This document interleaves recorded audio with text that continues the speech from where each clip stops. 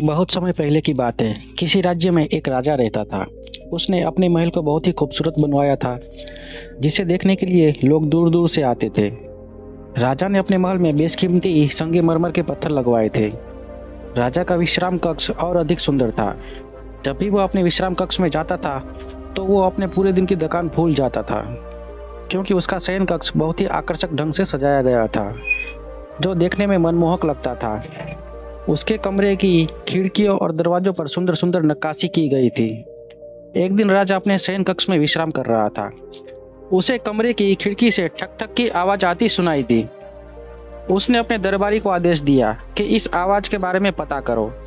दरबारी ने बाहर जाकर देखा और वापस आकर राजा से बताया कि महाराज, आपके शयन कक्ष की खिड़की पर एक चिड़िया बैठी है, जो अपनी चोंच से शीशे पर ठक ठक कर रही है। दरबारी की बात सुनकर राजा ने अपने शयन कक्ष की खिड़की खोली। उसने देखा कि एक खूबसूरत चिड़िया खिड़की के आसपास मंडरा रही है। देखते ही देखते वो चिड़िया राजा के कमरे के अंदर आ गई। चिड़िया की खूबसूरती देख राजा बहुत प्रसन्न हुआ। उस चिड़िया के पंख बहुत ही रंग बिरंगे और उसकी आंखें बहुत ही सुंदर थी। राजा उस चिड़िया की सुंदरता देख मंत्रमुग्ध हो गया। राजा ये समझ गया कि ये चिड़िया किसी और राज्य से आई है, क्योंकि इतनी सुंदर चिड़िया राजा ने अपने राज्य में कभी नहीं देखी थी। कुछ समय बाद चिड़िया खिड़की से रास्ते उड़ गई।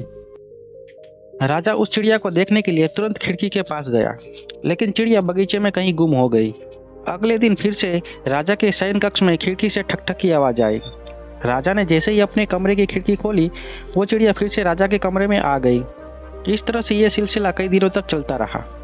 एक दिन राजा ने उस चिड़िया से कहा, प्यारी चिड़िया, तुम ऐसे प्रतिदिन करती हो। तुम हमारे महल के बगीचे में रुक जाओ, तुम्हें किसी भी चीज की कमी नहीं होगी। तुम महल के बगीचे में लगे फल भी खा सकती हो। चिड़िया राजा से कहती है, राजन, आपको मेरा प्रणाम। मुझ जैसे तुच्छ चिड़िया को अपने राज्य में रहने के लिए आमंत्रित करने के लिए आपका बहुत बहुत धन्यवाद। लेकिन मैं एक प्रवासी चिड़िया हूँ। हर साल जब हमारे राज्य में गर्मी बढ़ जाती है, तब मैं आपके राज्य में आ जाती हूँ, क्योंकि यहाँ पर ठंड शुरू हो जाती है। मुझे ठंड में रहना बहुत ही अच्छा लगता है। राजा ने कहा, प्यारी चिड़िया, तुम हमेशा के लिए ना सही, लेकिन कुछ दिनों के लिए हमारे राज्य में रुक जाओ। इस तरह से चिड़िया राजा के महल में रहने के लिए तैयार हो जाती है। अब राजा और चिड़िया के बीच बहुत गहरी दोस्ती हो जाती है। राजा चिड़िया की बहुत ही देखभाल करता था। वो चिड़िया को देखे बिना नहीं रह पाता था, जबकि चिड़िया को भी राजा के प्रति अत्यधिक लगाव हो गया था। इस तरह से दोनों को समय का पता ही नहीं चला। देखते ही देखते सर्दी से गर्मी का मौसम आ गया।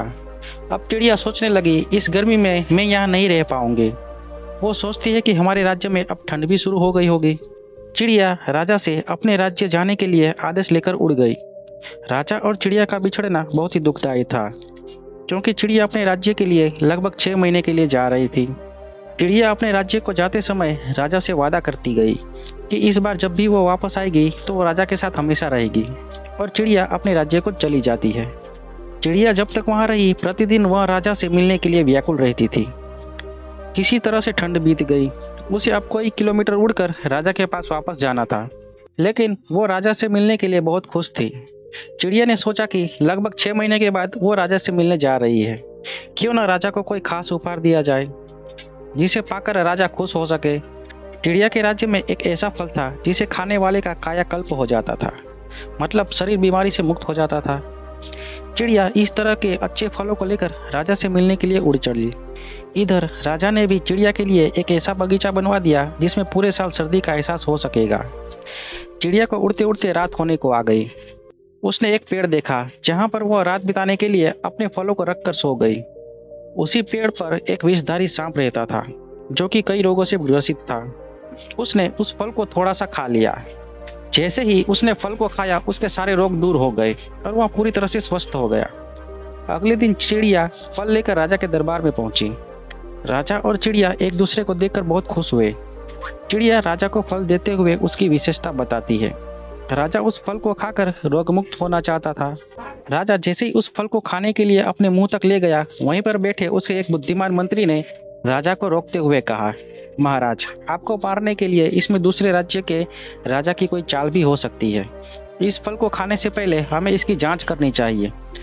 राजा वहीं पास में बैठे अपने पालतू कुत्ते को एक फल खाने को देता है। जैसे ही कुत्ता वो फल खाता है, वो अपने प्राण को त्याग देता है। यह सब देख राजा बहुत दुखी हुआ। उसे विश्वास नहीं हो रहा था कि चिड़िया उसको इतना बड़ा धोखा देगी। वो उदास होकर अपने कमरे में चला गया। चिड़िया के कुछ सफाई देने से पहले ही सिपाहियों ने उस पर वार कर दिया, जिसके कारण चिड़िया की मृत्यु हो गई। सिपाहियों ने चिड़िया के शव के साथ उसके द्वारा लाए गए कायाकल्प फल को भी बगीचे में दबवा दिया। बगीचे में जहाँ पर चिड़िया को दफनाया गया था, उसी जगह पर एक पेड़ उग गया। वह पेड़ देखने में बहुत ही अनोखा था। देखते ही देखते उस पेड़ में सुंदर सुंदर फूल आ गए। कुछ दिनों में चिड़िया जैसा फल लाई थी, ठीक उसी प्रकार का फल आ गए। दरबार के लोग अनुमान लगाने लगे कि वह चिड़िया राजा से अपना बदला लेना चाहती है। इस फल को जो भी खाएगा उसकी मृत्यु निश्चित है। राजा अब भी चिड़िया से बेपनाह मोहब्बत करता था, इसीलिए वह उस पेड़ को कटवाना नहीं चाहता था, जबकि राजा उन फलों को उसी बगीचे में दबवा देता था, जिसे कोई खाता नहीं था। एक बार राजा बीमार पड़ गया। उसे ठीक करने के लिए बड़े बड़े वैद्य और हकीम आए, लेकिन वह ठीक नहीं हो सका। अब राजा अपनी बीमारी के कारण बहुत ही परेशान रहने लगा। उसे अब भी चिड़िया की बहुत याद आती थी। एक दिन अकेले में वह अपने बगीचे में टहलने के लिए गया था। उसने सोचा, अब मेरी जिंदगी और बची नहीं है। इस विषैले फल को खाकर मैं अपनी जिंदगी खत्म कर लेता हूँ। शायद मेरी मुलाकात जन्नत में चिड़िया से हो जाए। राजा बिना कुछ सोचे वह एक फल को तोड़कर खा लिया। राजा ने जैसे ही उस कायाकल्प फल को खाया, उसके शरीर का रक्त संचार तेज हो गया। उसके अंदर एक अलग ही ऊर्जा निकलने लगी। देखते ही देखते राजा के सारे दुख दर्द कुछ ही पलों में गायब हो गए। राजा उसी पेड़ को पकड़कर जोर जोर से रोने लगा और उस पेड़ से कहने लगा, प्यारी चिड़िया, मुझे माफ कर दो। तुम मेरे लिए जरूर यह उत्तम फल लाई होगी, लेकिन कहीं रास्ते में इस फल में किसी जानवर ने विष मिला दिया होगा। राजा को अपने किए पर बहुत ही पछतावा हुआ।